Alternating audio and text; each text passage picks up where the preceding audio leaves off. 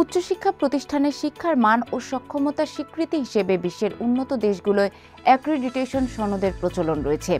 বাংলাদেশেও উচ্চশিক্ষা প্রতিষ্ঠানগুলোকে অ্যাক্রিডিটেশনের আওতায় আনার লক্ষ্যে 2018 সালের আগস্টে প্রতিষ্ঠা করা হয় বাংলাদেশ অ্যাক্রিডিটেশন কাউন্সিল।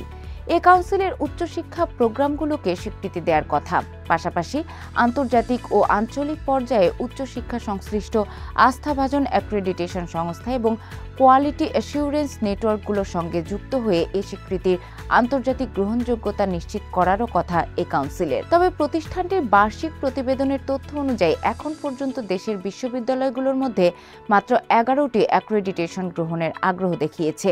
অ্যাক্রিডিটেশনের জন্য আবেদনকারী 5 বিশ্ববিদ্যালয় সবগুলোই বেসরকারি বিশ্ববিদ্যালয়। মোট 14টি প্রোগ্রামের জন্য অ্যাক্রিডিটেশনের আবেদন করেছে তারা। অ্যাক্রিডিটেশন কাউন্সিল জানিয়েছে, বর্তমানে এসব প্রোগ্রামের অ্যাক্রিডিটেশন প্রদানের কার্যক্রম শেষ পর্যায়ে রয়েছে।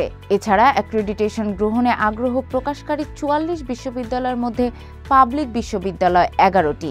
বিশ্ববিদ্যালয়গুলোর মধ্যে রাজশাহী প্রকৌশল ও প্রযুক্তি বিশ্ববিদ্যালয় 14টি, চট্টগ্রাম ভেটেরিনারি ও অ্যানিম্যাল সায়েন্স বিশ্ববিদ্যালয় 2, গাজীপুর কৃষি বিশ্ববিদ্যালয় 3, জাহাঙ্গীরনগর বিশ্ববিদ্যালয় 20, বাংলাদেশ মেরিটাইম বিশ্ববিদ্যালয় 4, বাংলাদেশ কৃষি বিশ্ববিদ্যালয় 7, বাংলাদেশ টেক্সটাইল বিশ্ববিদ্যালয় 8, Bangladesh university of professionals 19, Khulna বিশ্ববিদ্যালয় 10, শাহজালাল বিজ্ঞান ও প্রযুক্তি বিশ্ববিদ্যালয় 9, কুমিল্লা বিশ্ববিদ্যালয় 1টি কোর্সের অ্যাক্রিডিটেশন প্রাপ্তির অভিপ্রায় প্রকাশ করেছে।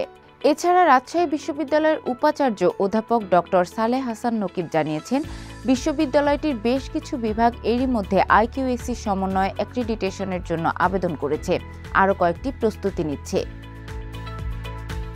শিক্ষা সংশ্লিষ্টরা বলছেন, দেশের বেশিরভাগ বিশ্ববিদ্যালয়ের অধিকাংশ কোর্সেরই অ্যাক্রিডিটেশনের জন্য নির্ধারিত অন্যান্য সক্ষমতা নেই। এছাড়া পাবলিক বিশ্ববিদ্যালয়গুলোর একটি বড় অংশ এখনও অ্যাক্রিডিটেশন গ্রহণের বিষয়ে আগ্রহী নয়।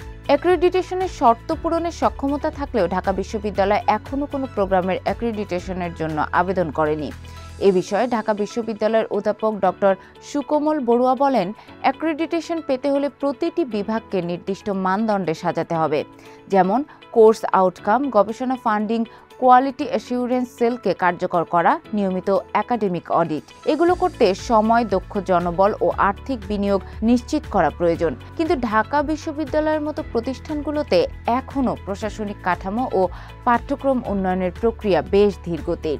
অনেক ক্ষেত্রে শিক্ষক ও প্রশাসনের একটি অংশ মনে করেন এটি বাড়তি ঝামেলা, ফলে সক্রিয় উদ্যোগের অভাব দেখা যায়। অ্যাক্রিডিটেশন নীতিমালা অনুযায়ী কোনো প্রোগ্রামকে অ্যাক্রিডিটেশন পেতে হলে মোট 10টি মূল শর্ত পূরণ করতে হয়। এগুলো হলো বিশ্ববিদ্যালয়ের মানসম্মত পরিচালনা পদ্ধতি, দক্ষ ও যথাযথ নেতৃত্ব, দায়িত্বশীলতা ও স্বায়ত্তশাসন, প্রাতিষ্ঠানিক স্বচ্ছতা, outcome based curriculum, teaching learning assessment, স্বচ্ছ শিক্ষার্থী ভর্তি পদ্ধতি ও সহযোগিতা কার্যক্রম, পর্যাপ্ত সংখ্যক দক্ষ শিক্ষক ও পেশাদার কর্মী, পর্যাপ্ত সুযোগ সুবিধা ও শিক্ষা উপকরণ, গবেষণামূলক কার্যক্রম এবং পর্যবেক্ষণ, মূল্যায়ন ও ধারাবাহিক উন্নয়ন। এসব শর্তের অধীনে আবার বেশ কিছু উপশর্ত রয়েছে। সার্বিকভাবে একটি প্রোগ্রামের অ্যাক্রিডিটেশন প্রাপ্তির জন্য যথাযথ পরিচালনা, আন্তর্জাতিক অনুপাত অনুযায়ী শিক্ষক শিক্ষার্থী, পর্যাপ্ত সংখ্যক অধ্যাপক, সহযোগী অধ্যাপক, পর্যাপ্ত সংখ্যক ক্লাসরুম, গবেষণাগার, উপযুক্ত কারিকুলাম, যথাযথ মূল্যায়ন এবং যথাসময়ে ফলাফল প্রকাশ, গবেষণা কার্যক্রম, ইন্ডাস্ট্রি একাডেমিয়া সংযোগ স্থাপনের মতো বিষয়গুলো নিশ্চিত করতে হয়। বিশ্ববিদ্যালয় মঞ্জুরি কমিশন এবং বাংলাদেশ অ্যাক্রিডিটেশন কাউন্সিলের সদস্যরা বলছেন, বেশিরভাগ পাবলিক বিশ্ববিদ্যালয় পরিদর্শনে গিয়ে তারা এই বিষয়গুলোর ঘাটতি পেয়েছেন। বিশেষত গত 2 দশকে গড়ে ওঠা বিশ্ববিদ্যালয়গুলোয় প্রয়োজনীয় সংখ্যক অধ্যাপক সহ অভিজ্ঞ শিক্ষক, পর্যাপ্ত সংখ্যক ল্যাব রুম, ক্লাসরুম সহ অন্যান্য সুযোগ সুবিধার ঘাটতি রয়েছে। ইউজিসির প্রতিবেদন অনুযায়ী 9টি বিশ্ববিদ্যালয়ের আন্তর্জাতিক মান অনুযায়ী শিক্ষক শিক্ষার্থীর অনুপাত নেই। 10টি বিশ্ববিদ্যালয়ে অধ্যাপক সংখ্যা 10% কম। এ বিষয়ে নোয়াখালী বিজ্ঞান ও প্রযুক্তি বিশ্ববিদ্যালয়ের উপাচার্য অধ্যাপক ডক্টর মোহাম্মদ ইসমাইল বনিপাট্টাকে বলেন, শিক্ষার্থীদের শ্রমবাজারে যথাযথ মূল্যায়ন নিশ্চিতে অ্যাক্রিডিটেশন গুরুত্বপূর্ণ। আমরা অ্যাক্রিডিটেশনের জন্য আবেদন না করলেও অ্যাক্রিডিটেশন প্রাপ্তির লক্ষ্যে কাজ করছি। এরই মধ্যে আমরা র্যাঙ্কিংয়ে উন্নতি করেছি। শিগগিরই হয়তো আমরা কয়েকটি প্রোগ্রামের অ্যাক্রিডিটেশনের জন্য আবেদন করব। তবে এটি একটি দীর্ঘ প্রক্রিয়া। যেসব শর্ত পূরণ করতে হয় গত 2 দশকে জেলায় জেলায় যে বিশ্ববিদ্যালয়গুলো করা হয়েছে তাদের অধিকাংশেরই সে সক্ষমতা নেই। এমনকি এই বিষয়গুলো কাটিয়ে ওঠাও সময় সাপেক্ষ।